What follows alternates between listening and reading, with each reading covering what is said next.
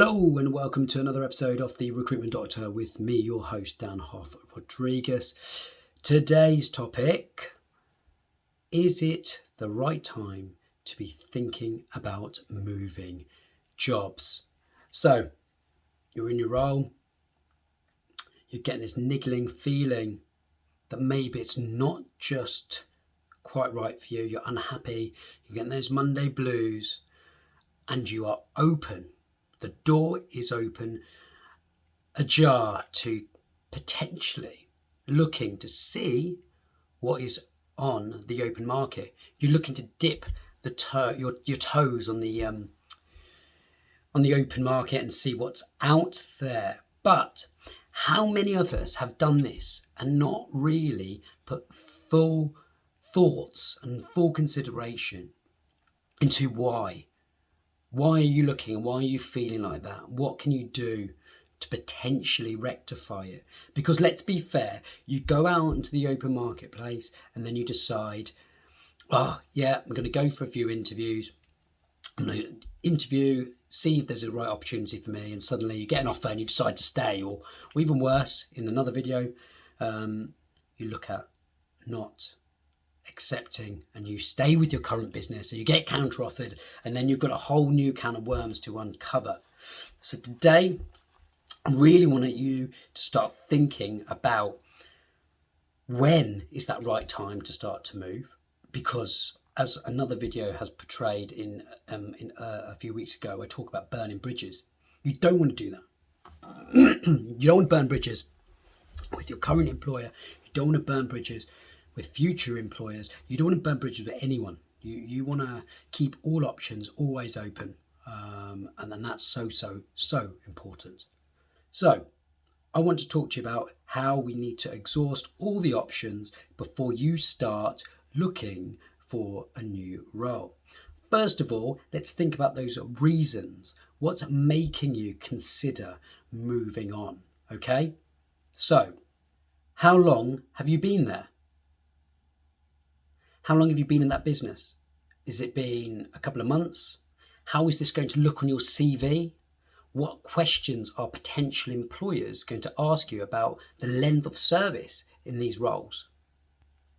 Will it stifle your career moving? Are there opportunities in this business? And if you don't know whether there's opportunities, if you think there's a glass ceiling, think about that. What is a glass ceiling look like? Is there room for development? Look at that hierarchy. What are the reasons you're considering moving on?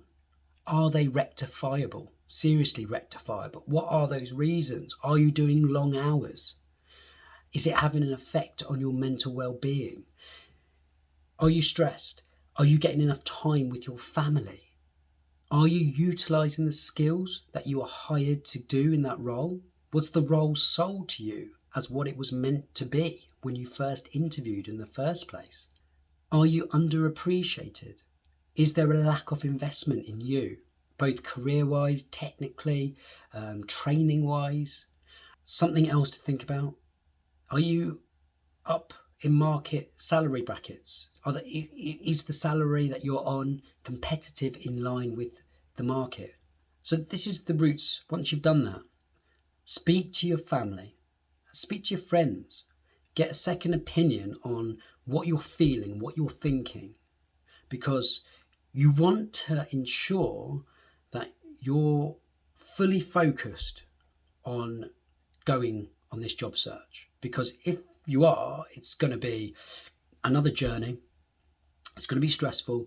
You're going to be having to take calls whilst you're at work. You need to seriously think about this. Get the opinion of the people you trust. And then the big thing to do, you need to speak to your senior leadership team, your line manager or head off, whoever you feel needs to be spoken to. Maybe have a meeting with your line manager first and then speak to his boss or their boss, whatever that looks like.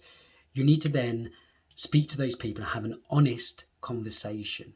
If you enjoy what you do and you're just getting a couple of niggling feelings, then it's worth you having this conversation. You need to have it out.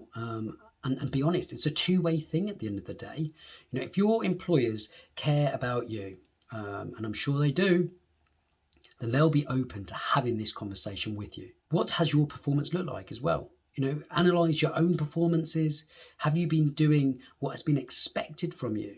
Because the last thing you want to be doing is you're underperforming and you're about to have all these asks and all these reasons. However, they could be completely viable in the sense that, if you feel like you've been underperforming, not been working to your full potential, have some of these niggling feelings in your head being, a factor in that. And this is why you want to have this conversation directly with the people that matter, the people that are, helping you and supporting you in your role.